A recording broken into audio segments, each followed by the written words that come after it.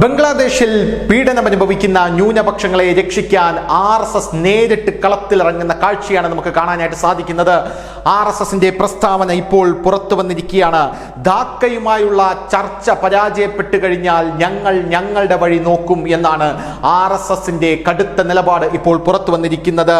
ബംഗ്ലാദേശിലെ ഹിന്ദുക്കളെ രക്ഷിക്കാൻ ഞങ്ങൾ മറ്റു വഴികൾ തേടും എന്ന കടുത്ത നിലപാടുമായി RSS രംഗത്തെത്തിയിട്ടുണ്ട്. RSS ദേശീയ വക്താവ് സുനിൽ അംബേദ്കറാണ് ഇത് പറഞ്ഞിരിക്കുന്നത്. സംഘ് പിന്തുണയുള്ള സംഘടനയിലെ മാമാങ്ക റാലിയിലാണ് അദ്ദേഹം ഈ മുന്നറിയിപ്പ് നൽകിയിരിക്കുന്നത് എന്ന സുപ്രധാനമായിട്ടുള്ള വാർത്തയാണ് ഇപ്പോൾ പുറത്തു വന്നിരിക്കുന്നത്. നമുക്കറിയാം, ധാക്കയിൽ നമ്മുടെ വിദേശകാര്യ സെക്രട്ടറി വിവേക് മിശ്രയുമായി ബംഗ്ലാദേശിലെ ഇടക്കാല സർക്കാർ കൂടിക്കാഴ്ച നടത്തുകയാണ്. ന്യൂനപക്ഷങ്ങൾക്കെതിരെയുള്ള ആക്രമണങ്ങൾ, അതിലുള്ള ആശങ്ക നമ്മൾ അറിയിച്ചു കഴിഞ്ഞു. ഉടനെ തന്നെ ബംഗ്ലാദേശ് കളം മാറ്റി ചവിട്ടിയിരിക്കുന്നു.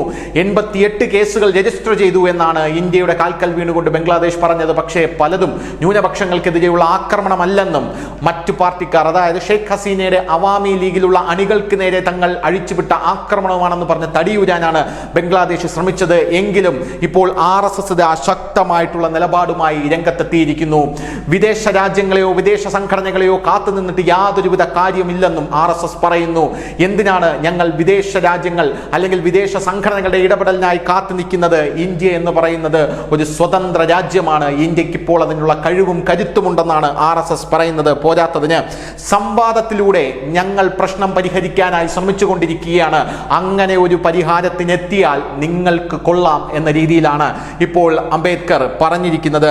അംബേദ്കറുടെ അഭിപ്രായത്തിൽ പരിഹാരത്തിനായി ഇന്ത്യക്ക് UN പോലുള്ള ബാഹ്യ സംഘടനകളുടെ മേൽ ഈ പ്രശ്നം കൊണ്ടുവയ്ക്കേണ്ട യാതൊരുവിധ കാര്യവുമില്ല.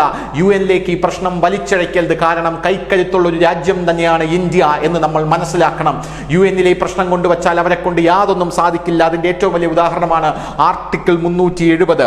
സർക്കാർ ആർട്ടിക്കിൾ 370 റദ്ദാക്കുന്നത് വരെ ഈ കശ്മീരിലെ പ്രശ്നം UN-ൽ തൂങ്ങിക്കിടക്കുകയായിരുന്നുവെന്നും ഈ പ്രശ്നം അവിടെ തൂങ്ങി ആടുകയായിരുന്നുവെന്നുമാണ് ഇപ്പോൾ RSS പറഞ്ഞിരിക്കുന്നത്. പുറത്തു നിന്നുള്ളവർ നമ്മുടെ പ്രശ്നങ്ങൾ പരിഹരിക്കില്ല, നമ്മൾ സ്വയം ഒരു പടി കടന്ന് മുന്നോട്ട് പോകേണ്ടതുണ്ട് എന്നാണ് RSSന്റെ സുപ്രധാനമായിട്ടുള്ള പ്രസ്താവന പുറത്തു വന്നിരിക്കുന്നത്.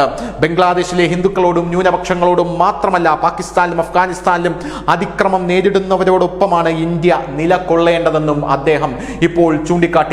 നേരത്തെ RSSന്റെ സർസംഘചാലകായിട്ടുള്ള മോഹൻ ഭാഗവത് കേന്ദ്ര സർക്കാരിന് കർശനമായിട്ടുള്ള താക്കീത് കൊടുത്തിരുന്നു ബംഗ്ലാദേശിലെ ന്യൂനപക്ഷങ്ങളുടെ കാര്യത്തിൽ ഇടപെടണം എന്നുള്ള വിഷയത്തിൽ.